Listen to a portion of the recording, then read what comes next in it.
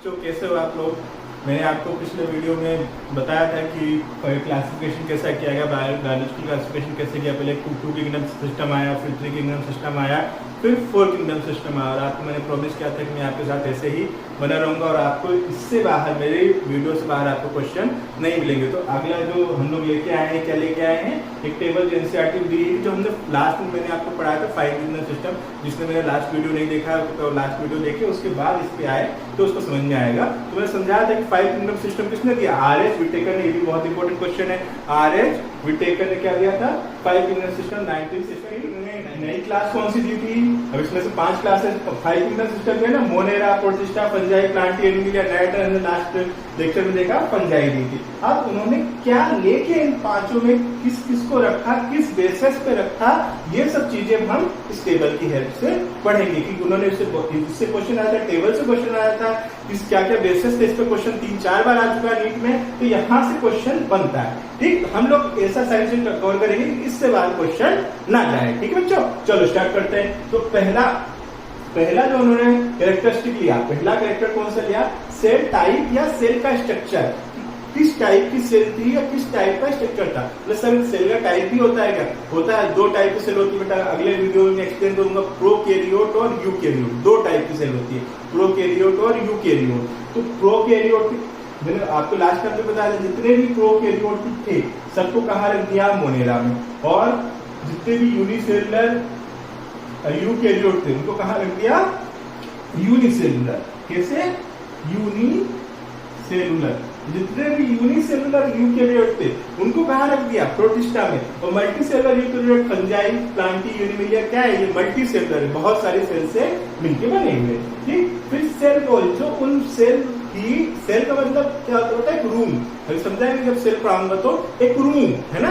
तो अब उस रूम के चारों तरफ बाउंड्री है कि नहीं है, है ना। या तो तुमने एक इमेजिनरी वॉल कर रखी है मतलब ऐसे, या फिर उसकी तरफ एक अच्छा ना, बाहर से हम लोग ढूंढ देते, बढ़िया से एक वो बना लेते हैं, एक स्ट्रॉन्ग बना देते हैं दीवार, चारों तरफ बाउंड्री करवा देते हैं। और कुछ लोग बाउंड्री नहीं करवाते, तो कुछ लोगों के घर होता है, कुछ लोग घर के बाहर क्या होती है, बाउंड्री।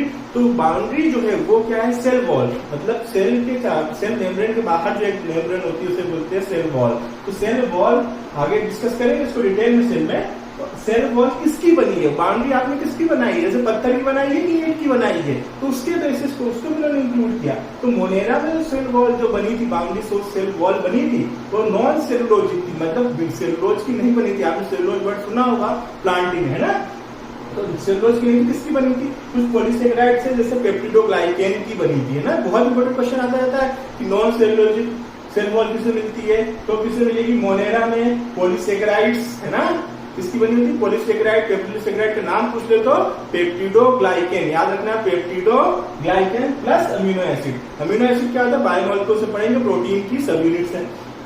ठीक, फिर प्रोटिस्टा में आ जाओ तो उसमें कुछ में सेल वॉल प्रेजेंट होती है। ठीक है, प्रोटिस्टा में कुछ में सेल वॉल प्रेजेंट होती है और डिफरेंट डिफरेंट चीजों की बनी होती है। उसको जब हम लोग प्रोटिस्टा पढ़ेंगे आगे तो वहां पे बताएंगे। ठीक है, फंजाई की सेल वॉल नॉन सेलुलोजिक होती है, काइटिन की बनी होती है, बहुत इंपॉर्टेंट है। किसकी, ये इससे बहुत बार क्वेश्चन आया हुआ, किसकी बनी हुई सेल वॉल, काइटिन की बेटा, काइटिन की सेल वॉल बनी हुई है ना। काइटिन का जो कवच होता है ना, जो अपने इंसेक्टा होते हैं, इंसेक्टा का जो ऊपर कवच होता है वो भी काइटिन का बना होता है।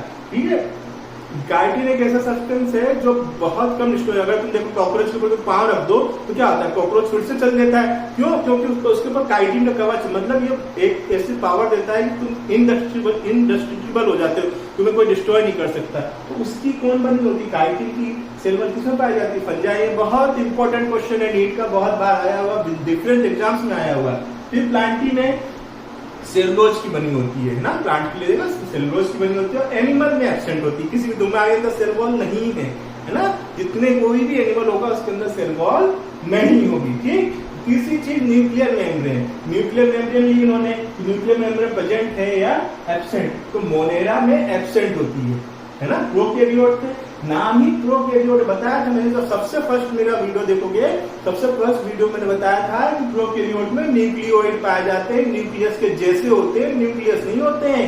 न्यूक्लियस के जैसे न्यूक्लियस होगा तो उसके तरफ क्या पाई जाएगी, बाउंड्री, उसकी तरफ न्यूक्लियर मेम्ब्रेन होगा, ट्रू न्यूक्लियस। तो प्रोकैरियोट में न्यूक्लियस नहीं पाया जाता। प्रोकैरियोट केवल एक क्लास में है ना, केवल एक किंगडम में है ना, तो बस इसी में न्यूक्लियर मेम्ब्रेन एब्सेंट होगी, बाकी सभी में प्रेजेंट है। दिमाग में याद रखने की जरूरत नहीं, केवल जिसमें प्रोकैरियोट है तो न्यूक्लियर मेम्ब्रेन ऑटोमेटिक एब्सेंट होनी है, याद ही नहीं रखना।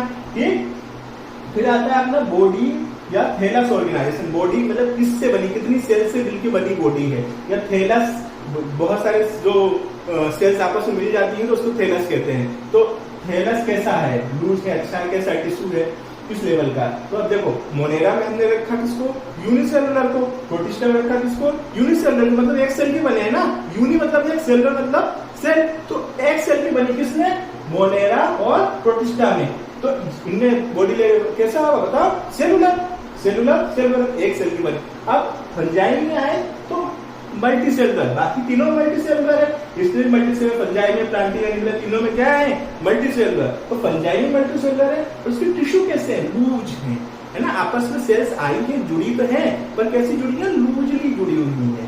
ठीक है, फिर उसके बाद प्लांटी में थोड़ा टाइट हो गया तो टिश्यू बने और ऑर्गन्स बने, और एनिमीलिया में टिश्यू, ऑर्गन और ऑर्गन सिस्टम डेवलप हुआ। ठीक है, इसको हम डिटेल में पढ़ाएंगे सारी चीजें क्या होती हैं। अब मोड ऑफ, फिफ्थ चीज उन्होंने क्या, mode of nutrition, mode of nutrition लिया।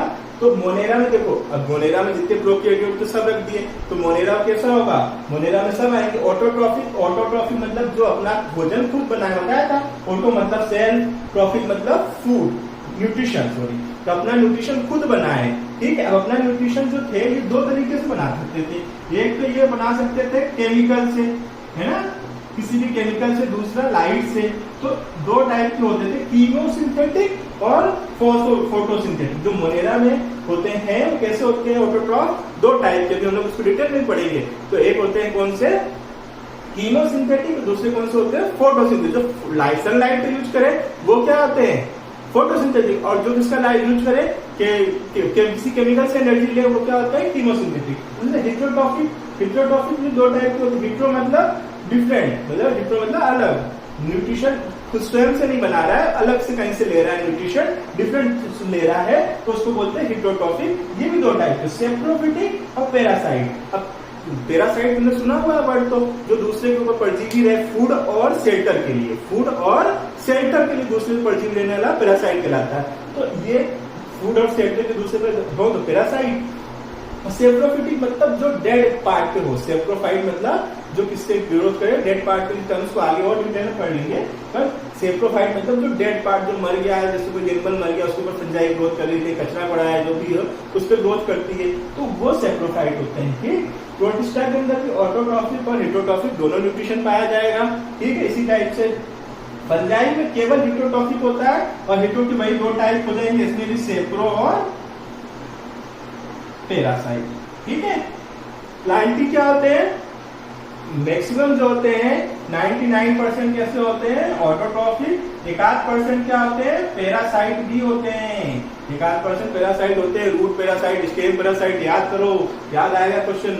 ठीक है, एनिमीलिया में आ जाओ, तो एनिमीलिया में हिट्रोट्रॉफिक होते हैं, इनमें होलोजोइक न्यूट्रिशन होता है। बोलो सर होलोजोइक क्या, होलो मतलब कंप्लीट, जो एक मतलब ले लेना, क्या खाना खाते हो तुम, एक एनिमल हो, खाना खाते हो कैसे खाते हो, पूरा फूड खा लेते हो ना, कोई शेर खाता है किसी को तो क्या करता है, हिरण खा लेता है, हिरण खाती है किसी फूड को या घास को क्या करती है, पूरा का पूरा निगल लेती है, उसको बोलते हैं होलोजोइक न्यूट्रिशन, पूरा का पूरा निगल लेना।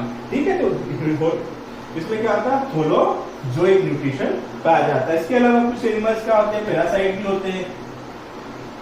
ठीक है, वो हम लोग आगे देखेंगे। तो ये हम लोग चीजें देख ली, इसमें ज्यादा कुछ याद है, सेल टाइप कौन सा, प्रोकैरियोट, बाकी सब में eukaryote, cell wall, non cellulose, protista में कुछ में प्रेजेंट होती है, आगे देखेंगे कौन कौन सी है, फंजाई में कौन सी है, काइटिन की है, प्लांटी में कौन सी है, सेलुलोज की है, और एनिमल में एब्सेंट याद हो गया।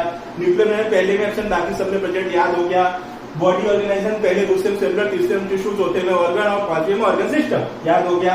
Mode of nutrition auto hetero, पहले वाले में ऑटो हिट्रो दोनों मिलेंगे, दूसरे में ऑटो हिट्रो दोनों मिलेंगे, तीसरे में केवल हिट्रो, पंजाबी में केवल हिट्रोट्रॉफिक होगा ना, वो अपना खाना तो बनाता है, इसी वजह से पता लगता है टेकन में उसको।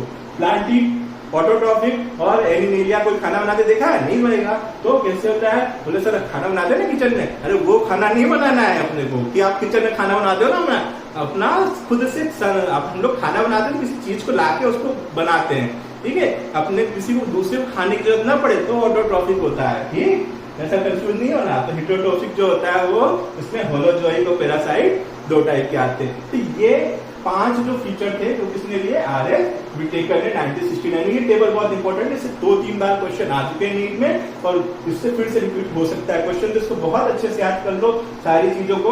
वैसे भी एक बार नहीं हो रहा है तो एक बार फिर से रिपीट करके देख लो ना, दिमाग में बढ़ जाए, फिर से उन्हें रीड करने की जरूरत नहीं पड़ेगी। इसके अलावा उन्होंने कौन सी किया, ये 5 के अलावा तुम्हारे एनसीईआरटी में रिप्रोडक्शन भी दिया हुआ है, लेकिन एक्चुअल में कहीं पर रिप्रोडक्शन का यूज नहीं हुआ है, ठीक है। तो रिप्रोडक्शन चाहो तो अगर और आता है और रिप्रोडक्शन भी ऑप्शन में रहता है तो तुम्हें रिप्रोडक्शन भी लगाना है। तुम्हारे एनसीईआरटी में दिया हुआ है और एनसीईआरटी में दिया हुआ है तो क्या करना है, हमें लगाना है। तो जो 6 कैरेक्टर था वो रिप्रोडक्शन, ठीक है, और जो 7th कैरेक्टर है वो फाइलोजेनेटिक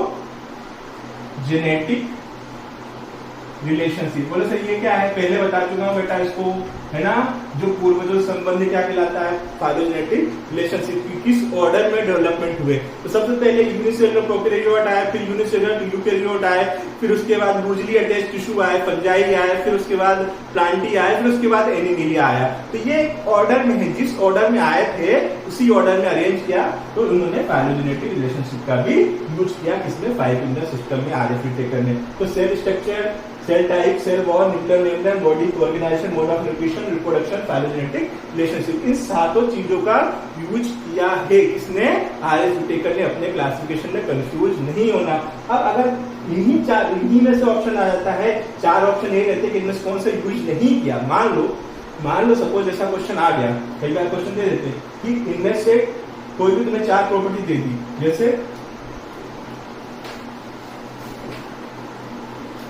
पहला ऑप्शन तुम्हें दे दिया सेल टाइप, दूसरा दे दिया रिप्रोडक्शन, तीसरा दे दिया फाइलोजेनेटिक रिलेशनशिप और चौथा दे दिया न्यूक्लियर मेम्ब्रेन, और पूछा इनमें से कौन सी प्रॉपर्टी RF विटेकर ने अपने क्लासिफिकेशन में यूज नहीं की है।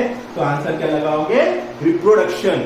क्या लगाओगे, रिप्रोडक्शन। बोले सर रिप्रोडक्शन तो यूज किया है ना, एनसीईआरटी में लिखा है। हाँ बेटा लिखेंगे, ऐसा ऑप्शन आ जाए तो अपने रिप्रोडक्शन लिखना है, अपने को बेस्ट आंसर निकालना है ना, है ना। एक्चुअल में RF विटेकर ने रिप्रोडक्शन का इतना ज्यादा यूज नहीं किया, इसलिए आंसर ये जाता है। वहीं अगर क्वेश्चन आता कि इनमें से कौन से कैरेक्टर RF विटेकर ने यूज किया और लास्ट ऑप्शन होता ऑल ऑफ दी अबाउट, अब आंसर क्या जाता है तुम्हारा, all of the above, cell type, reproduction की फाइलोजेनेटिक रिलेशनशिप। तो बेटा पढ़ने के साथ साथ अपना दिमाग लगाना, मतलब वहां पर हमने एनसीईआरटी में ऐसा लिखा, वहां ऐसा लिखा, यहाँ ऑप्शन ऐसे, साथ में अपना दिमाग भी लगाओ कि कैसे क्वेश्चन को हमें सही करना है, हमें क्वेश्चन सही करना है, हमें बेस्ट ऑप्शन निकालना है, क्योंकि नीट तुमसे बेस्ट की एक्सपेक्टेशन करता है ना। तो हमें बेस्ट ऑप्शन चाहिए, तो बेस्ट ऑप्शन इस तरह से हमने को निकाल सकते हैं, ठीक बेटा। इस टाइप अब इस टेबल से और इससे RF विटेकर से तुम्हें कभी क्वेश्चन गलत नहीं होंगे, ठीक है। चलो अब इसके बाद हम लोग एक एक करके एक एक किंगडम पढ़ेंगे, ठीक बेटा। लास्ट में जिसने पिछला वीडियो नहीं देखा हो तो लास्ट में आपको वीडियो दिख जाएगा, उसको आप जाके एक बार वहां पे रिवाइज कर लो। जिसने अभी तक सब्सक्रिप्शन नहीं किया वो सब्सक्राइब कर लो, जिससे मैं अगला वीडियो जब भी डालू तो आप तक वो अपडेट रहे, ठीक है। थैंक यू बेटा।